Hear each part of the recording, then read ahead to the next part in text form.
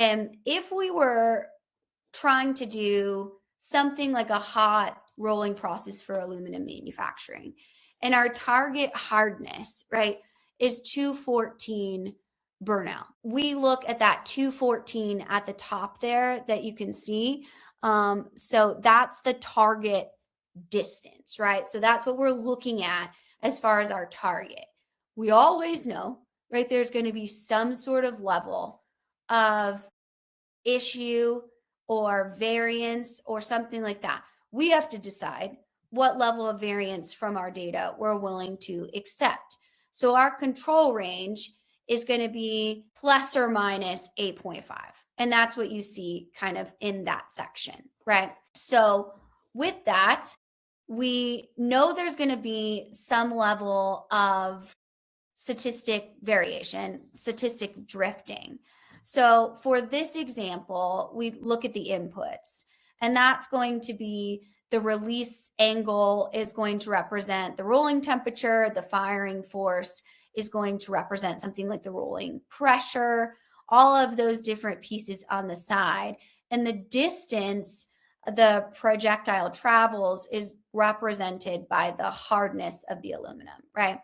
So now imagine in this situation, I'm the operator, and we go ahead and launch the shot. So you can see it launch right there, and it comes out as, I don't know if you guys are old, but I am old, right? On the red here, right? So the 128, that's not what we're looking for. That's obviously way too low. So now we have to decide, do I increase the temperature? Do I increase the pressure? Do I change both?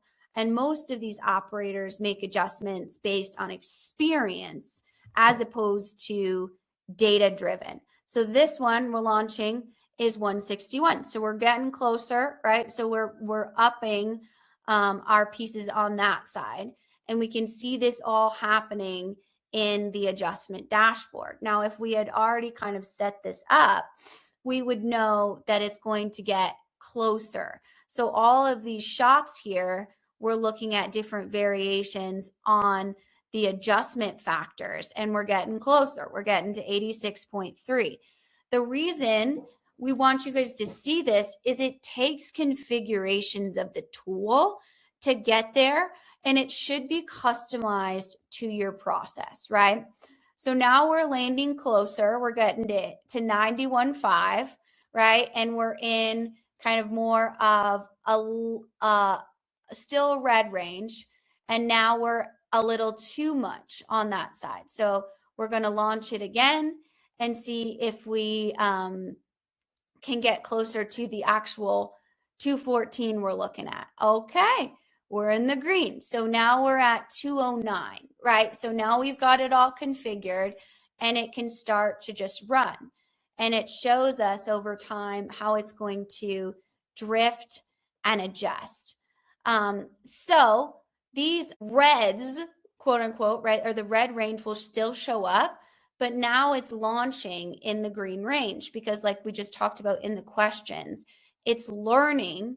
So then it adjusts and you're able to continually monitor the drift. And the important piece isn't that we're hitting the 214 temperature mark every single time. It's that the goal is we're keeping the process stable, right? Statistically stable over time. Less scrap, less downtime, less guesswork, all of that. And we're able to have all of this historical data to be captured in that.